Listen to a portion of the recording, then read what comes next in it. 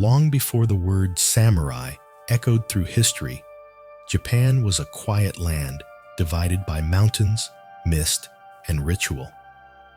In the 8th and 9th centuries, the elegant Heian court ruled from Kyoto, a city of silk robes and soft poetry. The emperor's nobles spoke in verse and measured their power by lineage and grace. But far from the capital's polished gardens, reality looked very different. The countryside seethed with bandits, rival clans, and forgotten villages left to fend for themselves. The imperial government, focused on art and ceremony, had little control over the distant provinces. As wealth spread to the landowners beyond Kyoto, so did fear. Fear of losing harvests, borders, and power. To defend their estates, these landowners began to hire men trained in riding, archery, and swordsmanship. These were the samurai, literally those who serve. They were not yet the noble warriors of legend. They were enforcers, protectors of the rich, men who lived and died by the orders of those above them. But something began to change in these rugged outposts. Among the dust and discipline, a new idea was forming. That service could be honorable, that loyalty could be sacred, and that skill in battle could define a man's worth more than his birth. Slowly, the samurai began to see themselves not just as servants, but as a class apart, a brotherhood bound by duty and courage. By the 10th century, Japan's political order was splintering. Local governors, called daimyo, began to act like independent rulers, answering less and less to the distant emperor. The samurai they hired became their muscle, their law, their armies. Families like the Taira and Minamoto started to rise, not through courtly favor, but through force. These clans commanded loyalty, and their warriors were feared across the islands. The sword, once a farmer's tool, became a symbol of identity. It wasn't just a weapon, it was a soul made of steel. The bow, the horse, and the armor followed, each carrying meaning and pride. The samurai were being born not just in blood, but in belief. Imagine a young warrior in those early days, tightening the straps of his armor before dawn. He's not noble by birth, but his master trusts him to guard the borderlands. The mist hides everything beyond a few meters, and he can hear the distant river, steady and indifferent. He feels fear, yes, but also purpose. He serves something larger than himself, and in that service, he finds meaning. This was the foundation of what would later become Bushido, the way of the warrior. It wasn't written in books yet, but it lived in the choices of men who fought not for glory, but for belonging. They learned that courage wasn't the absence of fear, but the act of standing firm despite it. Honor became currency, and loyalty became life itself. As the generations passed, these warriors began to define Japan's character more than any emperor or poet could. While the capital continued to dance through rituals of elegance and art, the provinces hardened into something sharper, simpler, and infinitely more real. The emperor ruled in name, but the land was now shaped by men who believed in the sword's truth. And so, from the dust of neglected fields and the tension of forgotten provinces, the samurai were born, protectors first, conquerors later, philosophers much later still.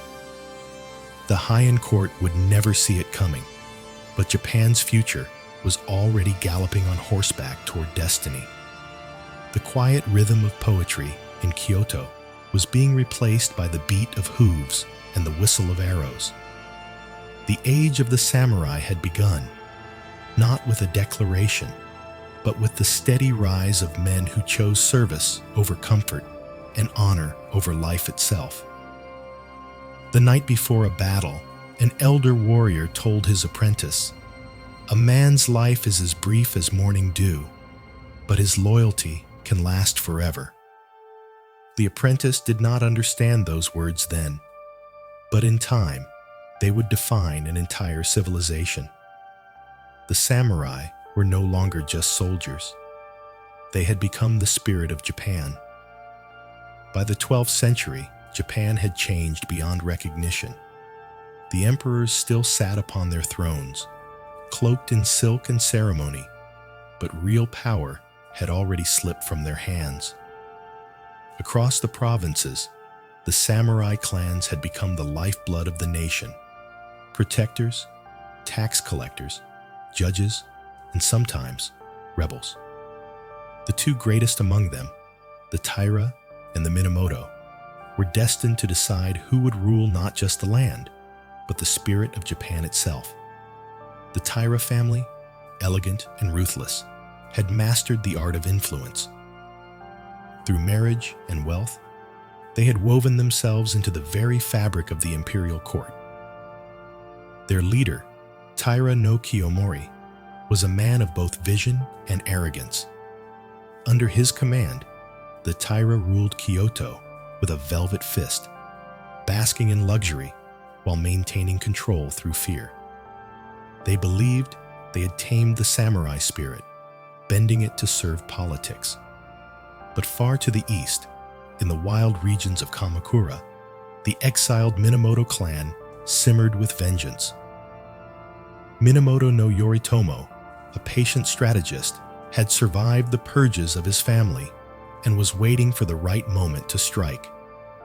His younger brother, Yoshitsune, was his opposite in every way: brilliant, impulsive, and impossibly brave. Together, they would ignite a conflict that would engulf the nation, the Genpei War. The Genpei War was not a single struggle, but a chain of betrayals, ambushes, and heartbreak stretching from 1180 to 1185. The Taira fought with the arrogance of nobles, the Minamoto with the fury of survivors. Every victory came soaked in tragedy. Samurai brothers found themselves on opposite sides.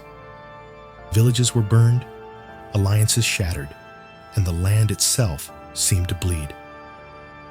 At the Battle of Uji, Yoshitsune led his warriors across a river of chaos, dismantling the bridge under fire to trap the Taira forces. His tactics were unpredictable, his courage unmatched. The people began to whisper his name like a prayer. But even as the Minamoto rose, destiny was already drawing its blade. When the final battle came at Dan no Ura, the sea boiled with arrows and death. The Taira fleet was crushed, their banners sinking into the waves.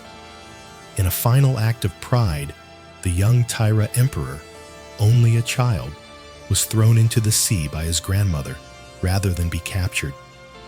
The waters swallowed an empire, and with it, the old order of Japan. In the aftermath, Yoritomo claimed victory. He became the first shogun, the military ruler of Japan. The emperor still sat in Kyoto, but the real power had moved east to Kamakura. From this moment on, Japan would be governed not by poets or courtiers, but by warriors. The samurai had risen from servants to sovereigns, but triumph is never clean. Yoshitsune, the war hero who delivered victory, soon found himself hunted by his own brother. Yoritomo, wary of Yoshitsune's fame, saw only a rival. Letters turned cold, then cruel. Yoshitsune fled across the country, once celebrated, now condemned. In his final days, Yoshitsune took refuge in a remote mansion surrounded by loyal followers. When Yoritomo's assassins arrived, he met his fate with calm acceptance. "If my death brings peace," he said softly, "then let it be beautiful." His legend was sealed not in victory, but in sacrifice. The warrior who fought like fire died like water, still and reflective. The Kamakura shogunate that followed reshaped Japan. samurai were now administrators as well as soldiers. They collected taxes, enforced justice, and upheld a growing moral code that prized duty above all else. The foundation of Bushido, the way of the warrior, began to form, an unspoken philosophy born from centuries of struggle.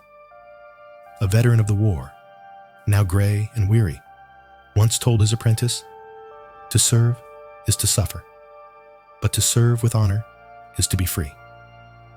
That paradox became the soul of the samurai, the beauty and burden of a life lived for something greater than the self.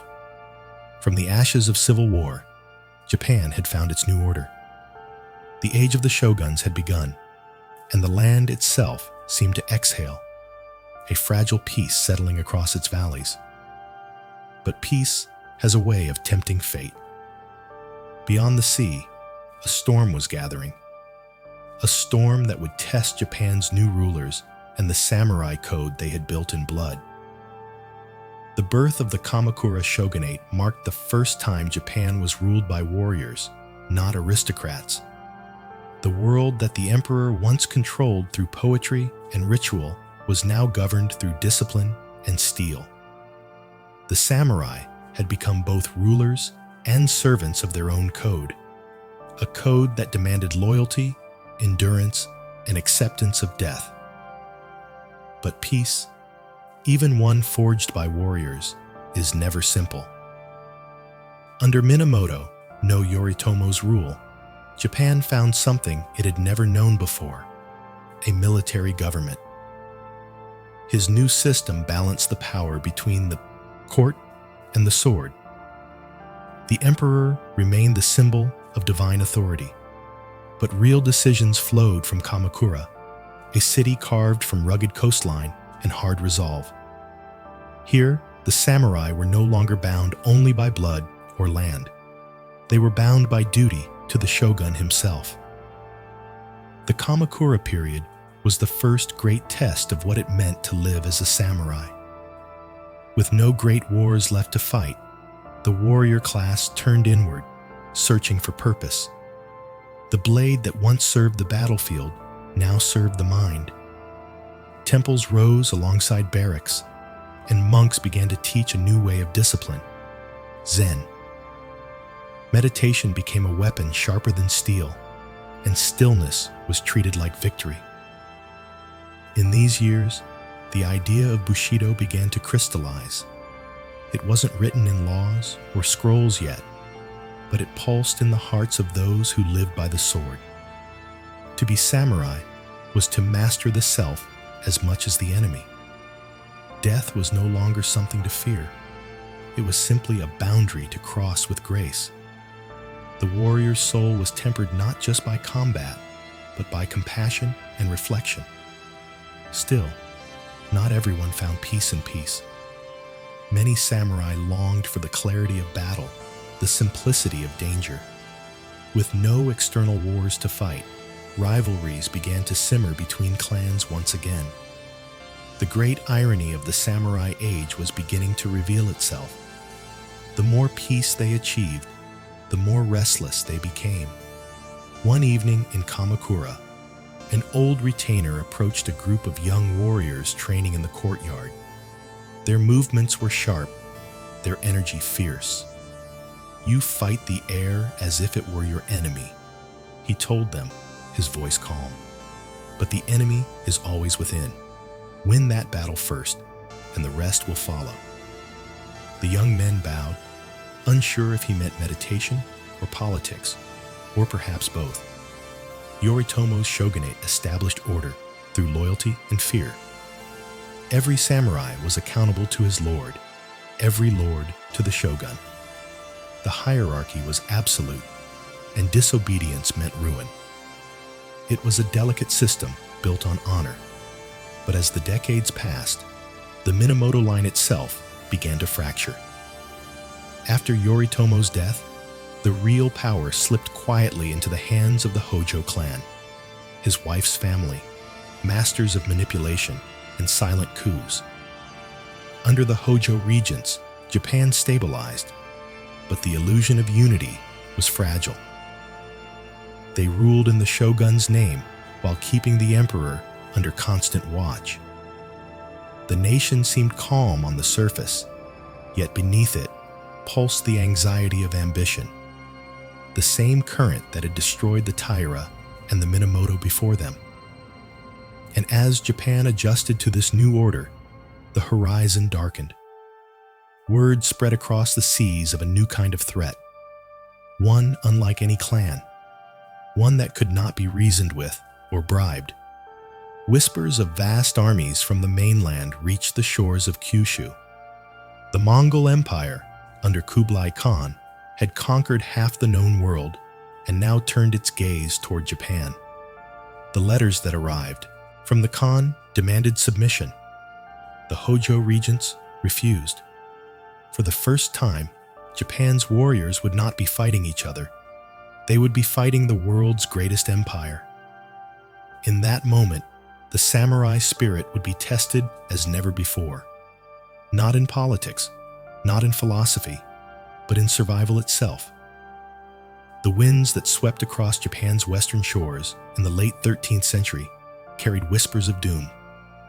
Far beyond the horizon, a storm of men and horses was gathering. The Mongol Empire. Under Kublai Khan, grandson of Genghis, their armies had devoured kingdoms and reshaped continents, and now their gaze had turned to Japan. In 1268, Kublai sent a message to the Hojo regents in Kamakura. It was polite in tone, but cold in meaning, a demand for submission. To most nations, that letter would have been enough to bend the knee. But Japan, an island born from myth and fire, would not bow. The regents ignored the Khan's demands. They believed in their gods, their samurai, and the strength of their seas. Years passed, and the silence was broken in 1274. The Mongol fleet appeared suddenly on the horizon, their black sails blotting out the sun. They came not as raiders, but as an empire, 30,000 strong, with Chinese and Korean ships brimming with soldiers. They brought with them gunpowder bombs, new armor, and tactics that Japan had never seen. The samurai, noble and proud, still followed the old ways: single combat, honor duels, the clash of champions. The Mongols had no interest in honor. They fought like a storm, coordinated, relentless, and terrifying. The Battle of Hakata Bay became a nightmare. Arrows rained, drums thundered, and explosions shattered the air. The samurai fought bravely, but were overwhelmed. As the Mongols pushed inland, the defenders were driven back step by step. Then, as if the heavens themselves intervened, the sea began to rise. That night, a typhoon swept through Kyushu. Ships tore from their anchors, crashing against one another, splitting on rocks. Thousands of invaders drowned before they could flee. By morning, the coast was littered with wreckage and silence. The survivors who made it to shore were hunted down by local samurai. To the Japanese, it was not just chance, it was divine intervention. The kamikaze, the divine wind, had saved them, but the Mongols were not finished. Kublai Khan, enraged by defeat, prepared an even greater invasion. 7 years later, in 1281, he sent a second fleet, massive beyond comprehension, with over 4,000 ships and 140,000 men. Japan, now wary, had not been idle. The Hojo shogunate had ordered the construction of coastal walls along Hakata Bay, miles of stone defense, built by the sweat of thousands of peasants. The samurai trained day and night, waiting for the inevitable. When the Mongols returned, the fighting was desperate and close. The defenders clung to their walls, repelling landing parties in brutal hand-to-hand combat. For weeks, the skies grew darker, the wind stronger. And then it came again, another typhoon, even fiercer than before. The storm raged for days, tearing the invaders' ships apart and scattering their fleets across the sea. Those who survived were cut down as they reached the shore. Once more, Japan was saved by the kamikaze. 2 divine winds, 7 years apart, enough to make the impossible seem fated. To the samurai, it was proof that their faith, their discipline, and their honor had divine protection. The Mongols never returned, but victory came at a cost. The war had drained Japan's wealth and spirit. The shogunate had spent everything to build defenses, yet the samurai were left without spoils. No land to claim, no riches to divide. Many warriors, loyal and battle-hardened, returned home empty-handed. Some turned bitter, others spiritual. This period marked a quiet shift in the soul of the samurai. They began to look inward. What was a warrior without war? Some found answers in Zen Buddhism, learning that mastery of the self was as noble as mastery of the sword. Meditation, tea, calligraphy, and poetry became as vital as combat training. The samurai were no longer just fighters. They were philosophers in armor. The kamikaze became legend, but beneath the legend lay a deeper truth. Japan had survived, yet the balance of power was fraying. The Hojo regents had proven their strength, but their rule had weakened from within, and the samurai, restless once again, began to dream of change. The divine winds had saved Japan, but not from itself. The Mongol storms had passed, but Japan was left in uneasy stillness. The divine winds had proven the island's resilience, yet that victory brought no peace to its people. The Hojo regents, who had ruled in the name of the shogun for nearly a century, began to lose their grip. The samurai, who had defended Japan from the Mongols, returned to find their lords bankrupt and their own honor unrewarded. For a warrior class raised on duty and sacrifice, the emptiness that followed was unbearable. Many had fought for glory and land, but there were no spoils in defending one's own shore. The shogunate had no wealth left to distribute, and the chain of loyalty that held Japan together began to rust. Discontent spread quietly, like fog through mountain valleys. Samurai turned on their masters, peasants rebelled against taxes, and local governors began to rule as they pleased. In 1333, this fragile order finally broke. Emperor Go-Daigo, a proud and ambitious ruler, defied the shogunate and declared that power should return to the throne. His dream was noble, but it was also naive. He found allies among restless samurai who longed for a new beginning. Chief among them, a cunning general named Ashikaga Takauji. Takauji fought first for the emperor, overthrowing the Hojo regents and ending the Kamakura shogunate. But when Go-Daigo tried to reassert imperial authority, Takauji turned on him. The empire split in two. One emperor in Kyoto, another in Yoshino. It was a time of endless shifting loyalties, where honor and betrayal danced together like flame and shadow. Thus began the Muromachi period, a time of beauty and blood, chaos and creation. The Ashikaga shoguns ruled from Kyoto, but their control was fragile. Japan fractured into hundreds of semi-independent domains, each governed by a daimyo, a feudal lord with his own army of samurai. Rival clans fought not for ideals, but for land, pride, and survival. And yet, from this chaos, something extraordinary was born. As swords clashed, art flourished. The samurai, once hardened by battle, turned their discipline toward culture. They studied calligraphy, painting, and flower arrangement. The tea ceremony emerged, a ritual of peace in an age of war. Its slow, deliberate movements mirrored the precision of combat, but instead of blood, it sought serenity. Zen Buddhism seeped into the samurai spirit. Monks taught that clarity of mind led to clarity of action. A warrior who could not master his thoughts could never master his sword.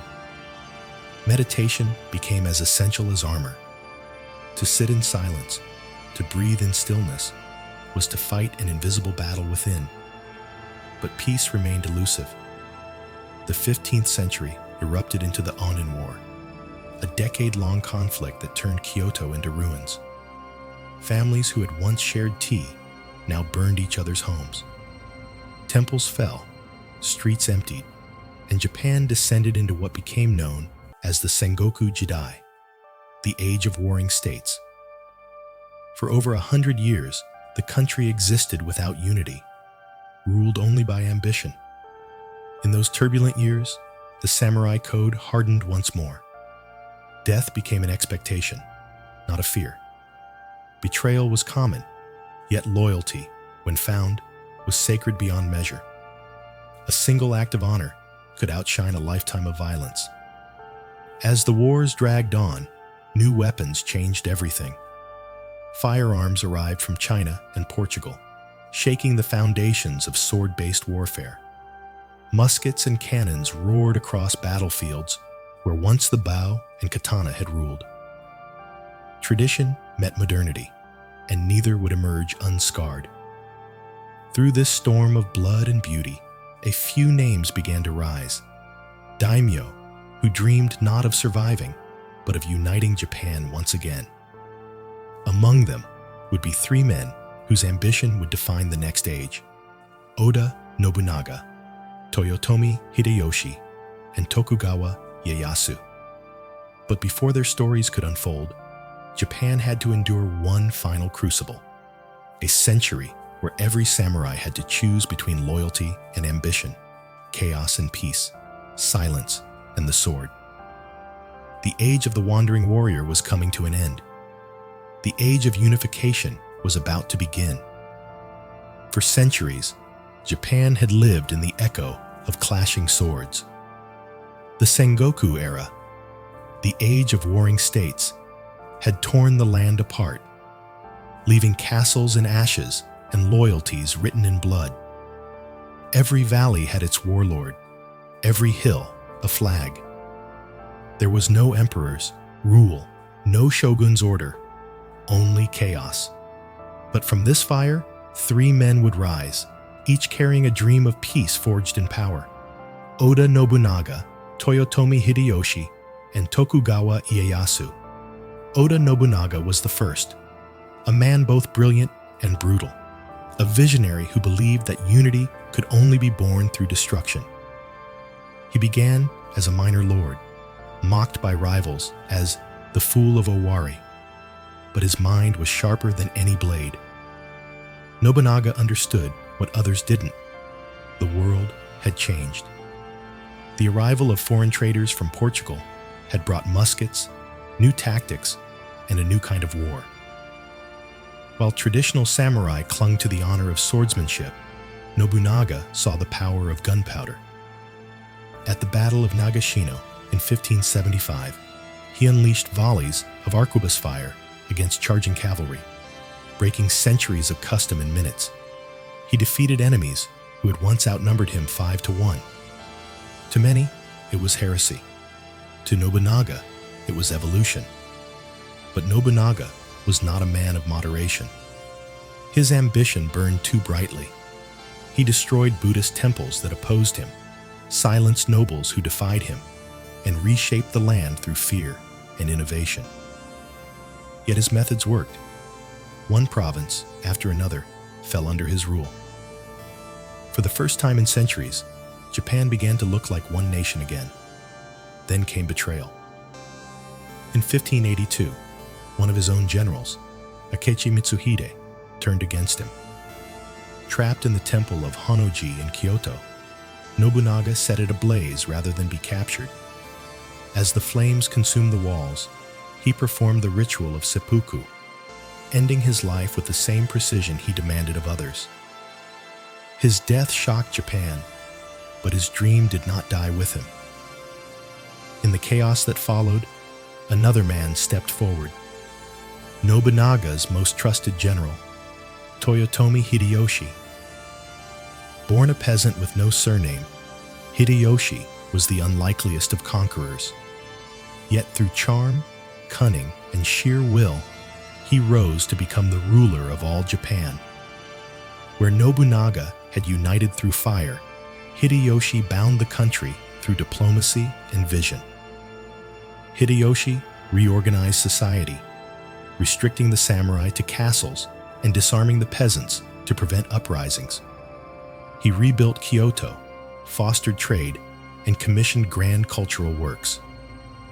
Under his leadership, the tea ceremony became a symbol of refinement and peace, a way to channel the warrior's soul through stillness rather than steel.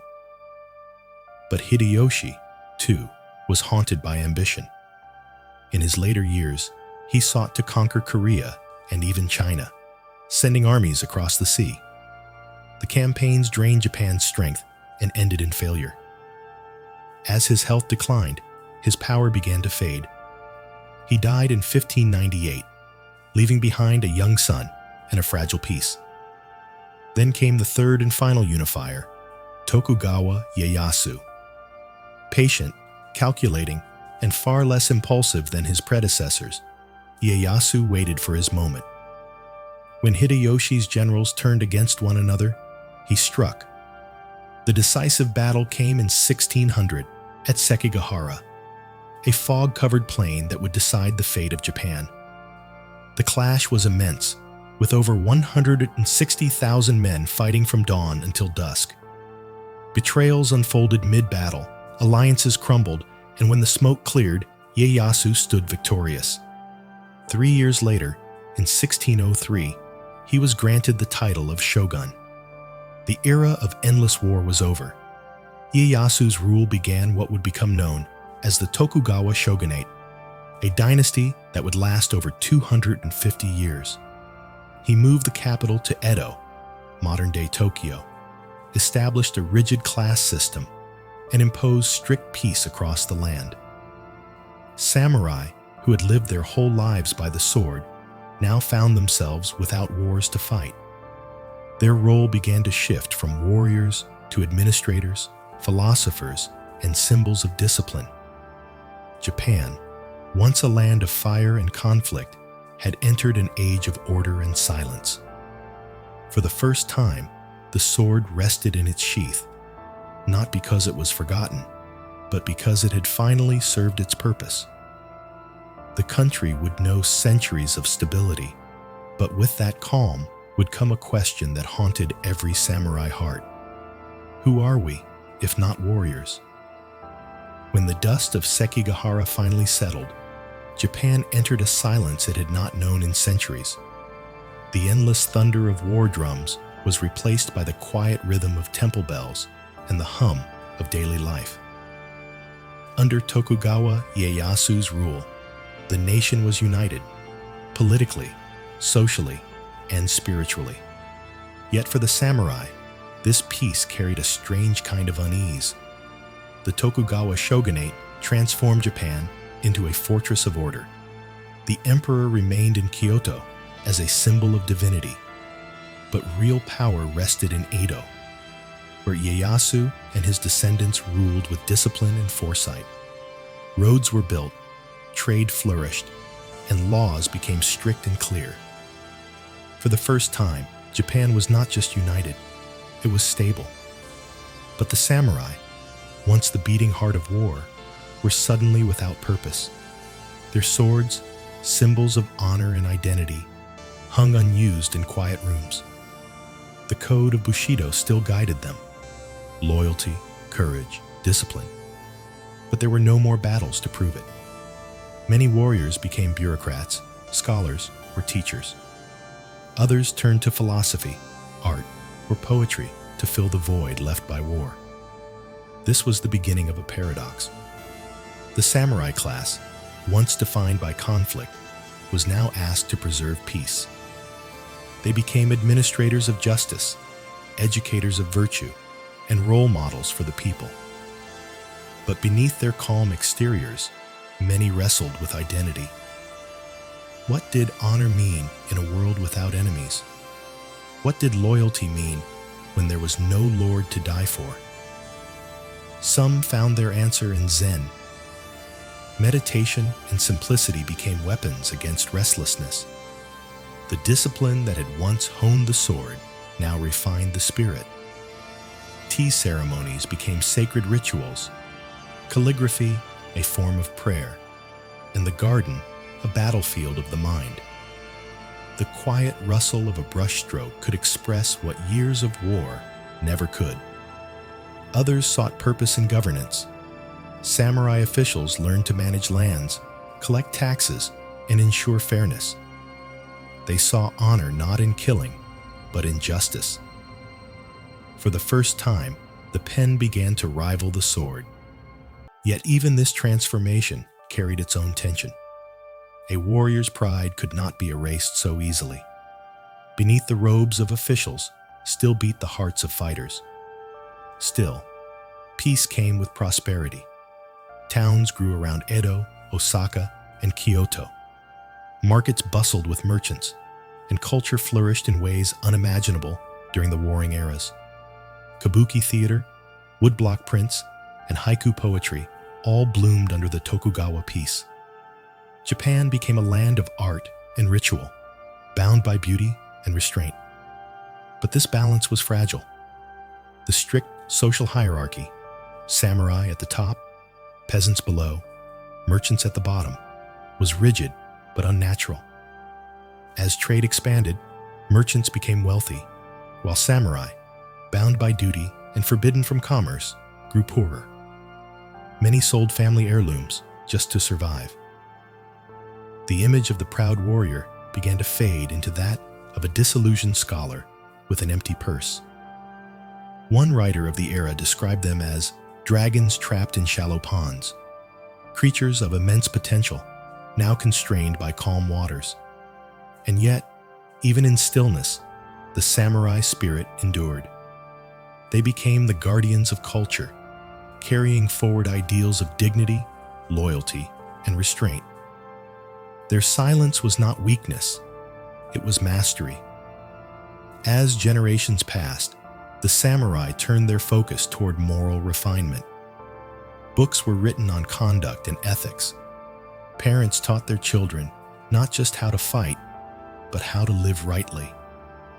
The sword became more than a weapon.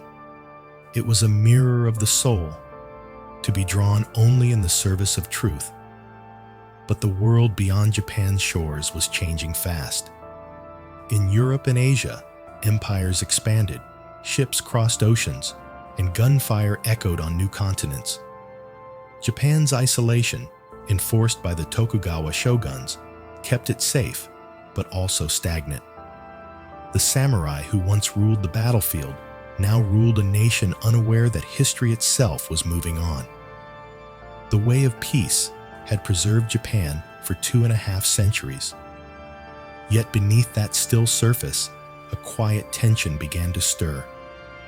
The samurai's sword was sheathed, but it still gleamed, waiting for a time when it would be tested again, not by warlords, but by the modern world itself. For centuries, the samurai had lived by instinct, a rhythm of obedience, courage, and death.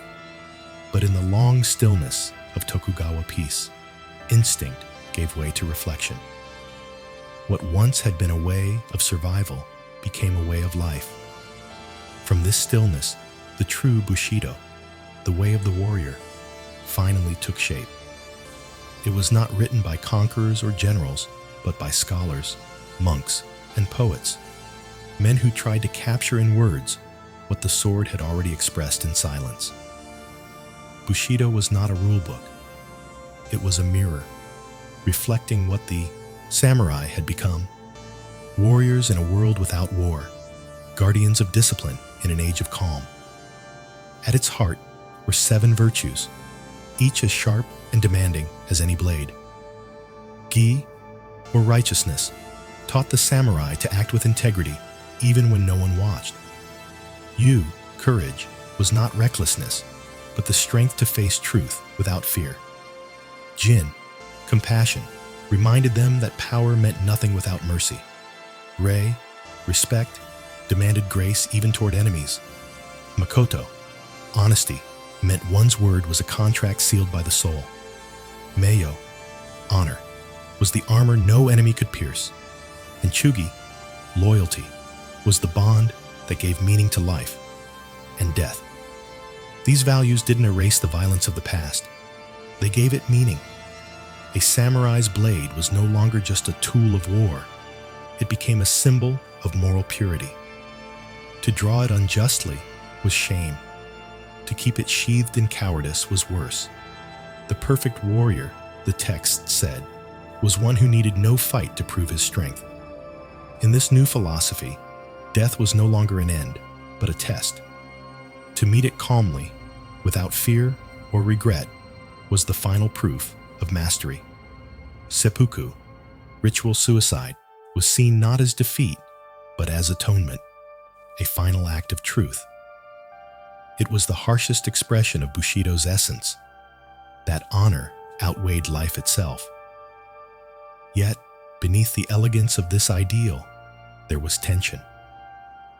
Many samurai could not live up to the perfection Bushido demanded. They struggled with the contradictions of duty and desire, obedience and morality. Some drank and gambled away their stipends. Others wandered as ronin, masterless warriors drifting from town to town, symbols of both shame and freedom. The romantic image of the noble samurai was as much a myth as a memory, but it was a myth that Japan needed. As art and literature blossomed, stories of legendary warriors filled the culture. Tales of loyalty, vengeance, and sacrifice. Plays and scrolls retold the deeds of the 47 ronin, who avenged their lord's death and then took their own lives in obedience to the law. Their story captured the soul of Bushido. Absolute loyalty, even unto death. The Tokugawa peace made the sword unnecessary, but it also made the samurai immortal. Their way became Japan's moral spine, a guide not just for warriors, but for merchants, artisans, and farmers. Honor, restraint, humility. These values seeped through every layer of society. The samurai might have laid down their blades, but their spirit was now woven into the fabric of the nation itself. Still, the world was beginning to change again. Beyond Japan's closed borders, steamships and cannons roared across oceans. Foreign empires expanded, carrying new technologies and ideas. To the west, the samurai way looked timeless. To the east, it was beginning to look outdated. But the Tokugawa shoguns held fast to isolation. They feared that foreign influence would corrupt Japan's order. For over 2 centuries, the country remained sealed, its people forbidden from traveling abroad. The samurai became philosophers of a static world, men tasked with guarding tradition as time quietly moved without them. And so, beneath the quiet dignity of their kimonos and the poetry of their manners, a silent unease began to grow. The virtues of Bushido still glowed, but they flickered like a candle running out of wax. The world beyond Japan's shores was changing too fast to ignore. And soon, the samurai, the very embodiment of Japan's ancient soul, would face their final trial. Not from a rival clan, but from the arrival of the modern age itself. The year was 1853 when the black ships appeared on Japan's horizon. They were unlike anything the samurai had ever seen.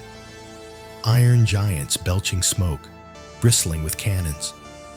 Commodore Matthew Perry of the United States had arrived, demanding that Japan open its ports to the world. The quiet isolation of 200 years shattered in a single echo of steam and steel. The Tokugawa shogunate had kept Japan frozen in time, but the world beyond had changed. Europe had conquered Asia piece by piece. Empires traded, fought, and industrialized, while Japan clung to the old ways. Now, the future had arrived, uninvited and unstoppable. The samurai were torn. Some saw the foreigners as a threat to Japan's purity. Others saw opportunity in learning from them. The shogunate, paralyzed by indecision, agreed to Perry's demands. Treaties followed, unequal and humiliating. Western merchants came to Yokohama, bringing wealth, but also corruption. For the first time, samurai saw that their swords meant little against cannons and rifles. The cracks widened. Young samurai across the country began to whisper a dangerous idea, that the shogun had failed and that power should return to the emperor. The slogan, Sono Joy, revere the emperor, expel the barbarians, became their rallying cry. But the irony was bitter. The same warriors who shouted against the West were the ones who studied its weapons and ships most intently. Civil war erupted. The Bushido War, from 1868 to 1869, pitted the Tokugawa shogunate against imperial loyalists seeking to restore the emperor's rule. It was a clash between the old and the new, between tradition and transformation. Samurai, in lacquered armor, charged bravely, only to be cut down by rifles and artillery. When the smoke cleared, the Tokugawa order was gone. The emperor, now under the young Meiji government, ruled once again. But the Japan he inherited was no longer a medieval nation. It was an empire in transition, eager to modernize, industrialize, and compete with the West. The age of the samurai had ended. Reform came swiftly and ruthlessly. In 1876, the government banned the wearing of swords in public, a decree that struck at the heart of samurai identity. The class system that had once placed warriors at the top was abolished. Samurai stipends were replaced with bonds and salaries, which soon lost value. Proud families fell into poverty, their heirlooms sold, their status erased. For men raised to live and die by the blade, it was an unbearable humiliation. Some adapted, becoming teachers, politicians, or military officers in the new imperial army. Others refused to bend. Among them was Saigo Takamori, once a hero of the Meiji Restoration, now its greatest rebel. Saigo believed that modernization had gone too far, that Japan was losing its soul. In 1877, he led the Satsuma Rebellion, the final stand of the samurai. Thousands of warriors, dressed in traditional armor, faced the modern army of Japan. They fought bravely, but hopelessly, charging rifles with swords, facing artillery with courage alone. The rebellion ended in tragedy. Saigo was wounded in battle and took his own life in the old way, seppuku. His death marked the symbolic end of the samurai era. The warrior class had been defeated not by enemies, but by time itself. Yet, in death, they achieved something greater than victory. The spirit of Bushido, loyalty, courage, integrity did not vanish. It transformed. The modern Japanese army adopted it as its moral foundation. Schools taught it as a code of conduct. Writers and artists resurrected it in poems, plays, and novels. Even as swords gave way to rifles and armor to uniforms, the essence of the samurai endured. It lived on in the quiet discipline of the soldier, the craftsman's precision, the poet's humility, and the citizen's sense of duty. The samurai may have fallen, but their legacy became the backbone of modern Japan. In the echo of their last battles, a new nation was born, one that would rise from isolation to become a world power. The spirit of the sword, once wielded in war, had become a mirror for the human soul. The age of the samurai had ended, but their story was far from over.